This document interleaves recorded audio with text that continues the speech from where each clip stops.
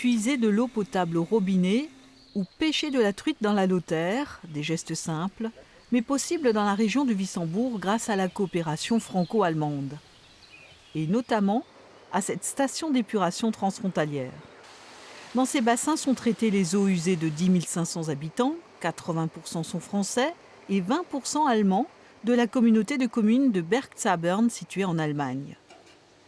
Ici, l'idée était de faire des économies d'échelle et de protéger le cours d'eau de la Lothaire. Il était plus intéressant de faire un ouvrage transfrontalier commun aux deux collectivités françaises et allemandes et bénéficier d'aides européennes pour le financement du projet. Un projet commun qui protège aussi la biodiversité et préserve la qualité de la rivière en contrebas. Pour cela, Français et Allemands ont décidé d'un dispositif supplémentaire de purification d'eau complètement naturel. Donc, voici la zone de rejet végétalisé de la station d'épuration de Wissembourg. Benoît Yound a suivi les travaux d'aménagement de ce site de 3000 m², mis en service depuis 4 ans à la sortie de la station. Depuis que l'eau circule, on a constaté qu'il y avait beaucoup de libellules, quelques alevins qui étaient présents, notamment des petites truites et des couleuvres qu'on a déjà observées, des grenouilles. Aux premières loges pour constater les effets de l'activité humaine dans cette zone classée Natura 2000, les pêcheurs.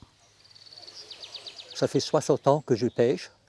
Et bon, on attrape pas mal de poissons, on attrape beaucoup de truites, la blette de la Lothaire, il y a du goujon.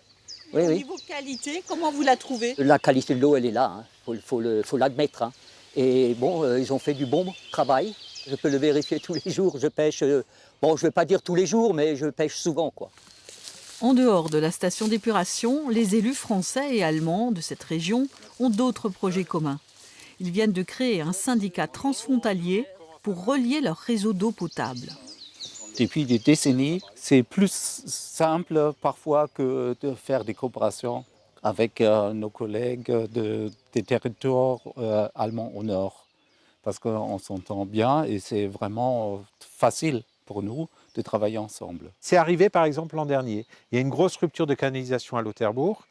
Plutôt que le maire aille acheter des bouteilles d'eau, on a pris de l'eau produite ici dans la forêt un peu plus loin côté allemand de notre syndicat transfrontalier. Donc le consommateur ne s'est pas du tout rendu compte de la rupture de canalisation.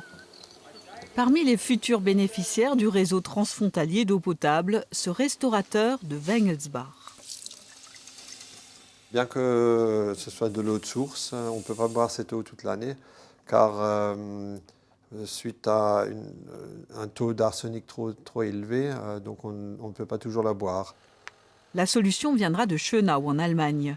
D'ici 1 an et demi, une canalisation de 3 km passera par ce chemin de forêt. Pour les habitants du bourg, ce partage est évident. Il n'y a que quelques mètres pour aller en France. Donc vous trouvez cette coopération très naturelle? Oui, c'est normal. À côté de la conduite d'eau passera aussi une piste cyclable transfrontalière. Et les projets franco-allemands ne s'arrêtent pas là. 2 usines de traitement d'eau usée verront le jour le long de cette frontière. Des dossiers longs à défendre qui coûtent des millions, mais une fois aboutis, la notion d'Europe et de coopération transfrontalière devient vraiment concrète.